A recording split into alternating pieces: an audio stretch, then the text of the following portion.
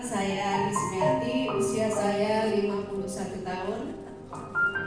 Beberapa tahun lalu saya pernah divonis kena serangan jantung. Di situ penyakit yang tidak pernah saya pikirkan sebelumnya.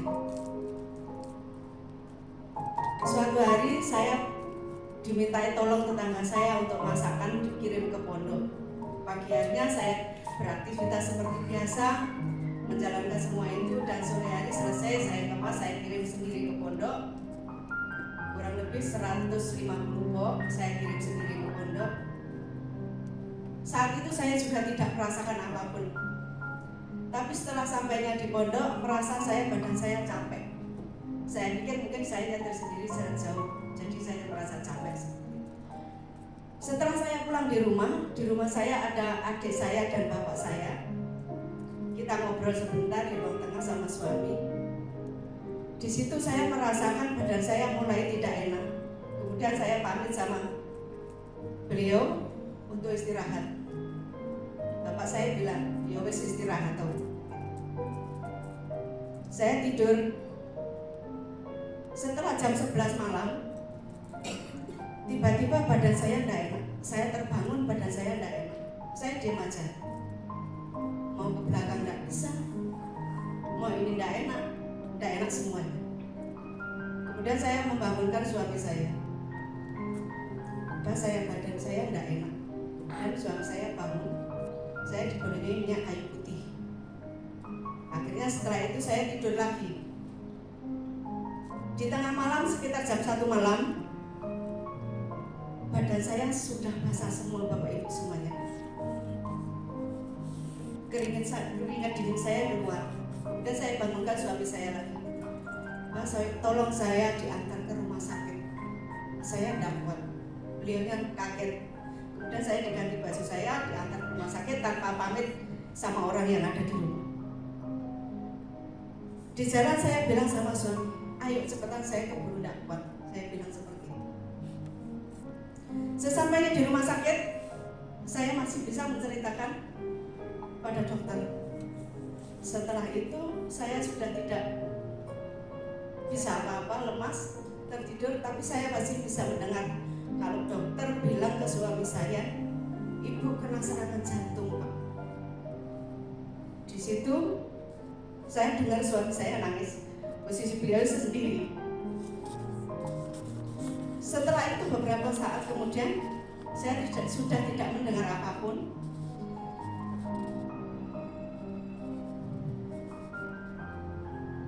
Tiba-tiba saya sudah ada di ruangan yang semuanya serba putih. Badan saya sudah penuh dengan kabel-kabel, tirai putih, orang berpakaian putih tanpa siapapun yang ada di sebelah saya. Kemudian saya berpikir, ya Allah, saya kenapa ini? Kemudian suami saya dipanggil sama dokter, dijelaskan, "Ibu seperti ini, Pak.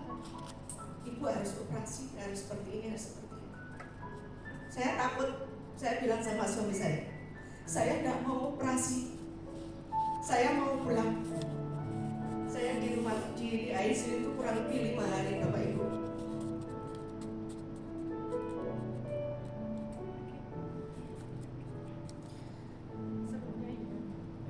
Setelah dokter menjelaskan semuanya, saya ditanya sama dokternya, "Ibu punya BPJS?"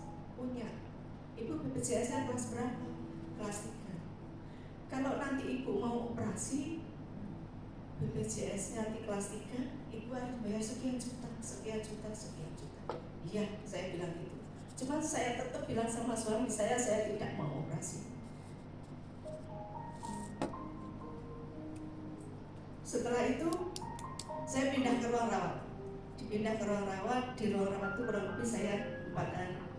Ada tetangga saya yang bilang, "Nanti kalau pulang, ibu alternatif aja kalau tidak mau operasi."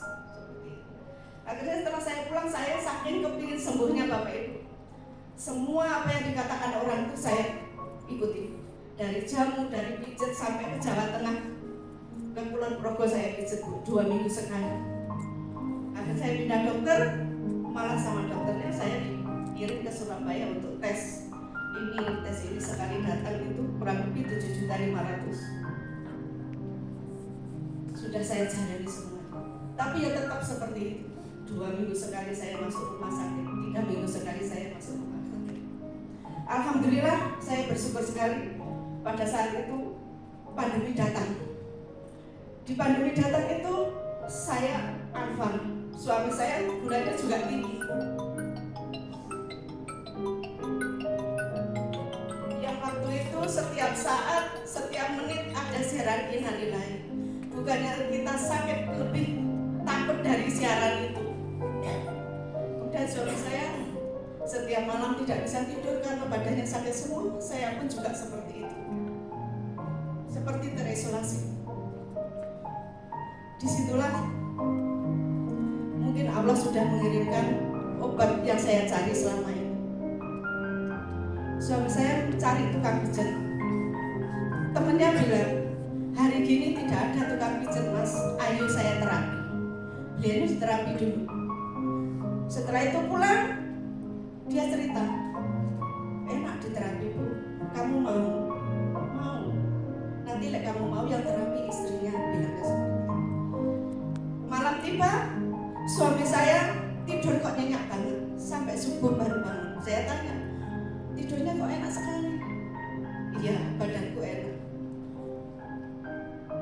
Akhirnya di hari itu juga habis maghrib datanglah Ibu Dian dan Bapak Indra. Terima kasih Bapak Indra dan Ibu Dian. Saya diterapi kurang lebih 1 jam. Yang awalnya dada saya sesak, badan saya panas, kepala saya pusing. Sambil cerita, ngobrol, gimana rasanya Bu? Gimana rasanya? Alhamdulillah. Saat itu saya yang demam itu langsung perlahan-lahan turun. Alhamdulillah.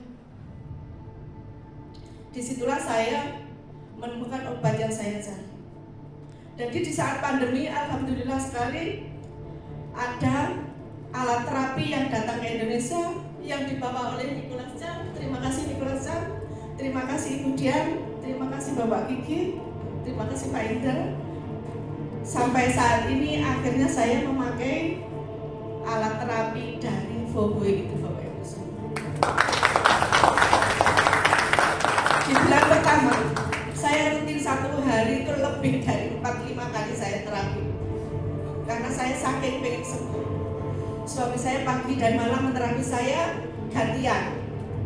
Begitu suami saya kerja, saya terapi sendiri pakai elektropak atau sebisa mungkin saya pakai PND itu. Di bulan pertama saya tetap kontrol ke dokter. Di bulan kedua saya tidak kontrol. Di bulan ketiga, keempat saya tidak ke dokter. Begitu saya datang ke dokter, dokter saya bilang, loh ibu masih ada. Dikira saya itu sudah meninggal Bapak Ibu. Karena 3 bulan saya tidak kontrol ke sana. Alhamdulillah dokter, saya masih sehat. Nah, dari situ saya tidak cerita kalau saya pakai alat terapi. Cuman saya bilang badan saya enak. Ya udah kalau kamu bisa bertahan 3 bulan lagi datang ke saya untuk kontrol. Sehingga saya alhamdulillah sampai itu ya. Dari situ saya di bulan keempat obatnya mulai saya acak. Saya acak sendiri, tapi tetap saya siap obat itu karena obatnya juga bisa resep tebusan gitu. Di bulan keempat, bulan kelima, bulan keenam, bulan ke-7 sampai 10 bulan saya baru datang lagi ke dokter. Dan dokter menyatakan alhamdulillah Bu, tolong makannya dijaga, kondisinya dijaga, Ibu sudah membaik. Alhamdulillah Bapak Ibu semuanya, dengan alat Vogue terapi ini sampai sekarang saya sehat, suami saya juga sehat. Jadi untuk Bapak Ibu semuanya, sebelum Bapak Ibu merasakan seperti saya atau mungkin sekarang yang sudah merasakan mulai pusing, kebas atau daerah badan, monggo secepatnya miliki alat terapi Vogue ini.